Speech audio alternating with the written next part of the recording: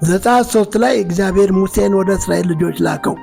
ሙሴም እግዚአብሔርን እነሆ እኔ ወደ እስራኤል ልጆች መጥቼ የአባቶቻቸው አምላክ ላከኝ ብዬ ስላቸው ስሙ ማን ነው ቢሉኝ ምን እላቸዋለሁ አለው። እግዚአብሔርም ያለና የሚኖር እኔ ነኝ፣ ለእነርሱም ያለና የሚኖር ላከኝ በላቸው ነው። ኢየሱስ አምላክ ነው። በዮሐንስ ወንጌል ላይ 7 ጊዜ እኔ ነኝ ብሎ የተናገረበትን ክፍል እናያለን። በዮሐንስ ወንጌል ምዕራፍ 6 ቁጥር 35 ላይ እውነተኛ እንጀራ እኔ ነኝ አለ። ዮሐንስ 8:12 ላይ ደግሞ እኔ የዓለም ብርሃን ነኝ አለ። ዮሐንስ 10:7 ላይ ደግሞ እኔ የበጎች እረኛ ነኝ አለ። እኔ የበጎች በር ነኝ አለ። ዮሐንስ 10:11 ላይ ደግሞ መልካም እረኛ እኔ ነኝ አለ።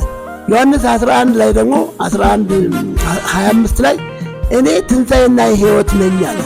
ዮሐንስ 4:6 ላይ ደግሞ 14:6 ላይ እኔ መንገድና እውነት ሕይወትም ነኝ አለ። ዮሐንስ 15 ላይ ደግሞ እውነተኛ የወይን ግንድ እኔ ነኝ አለ። ኢየሱስ አምላክ ነው።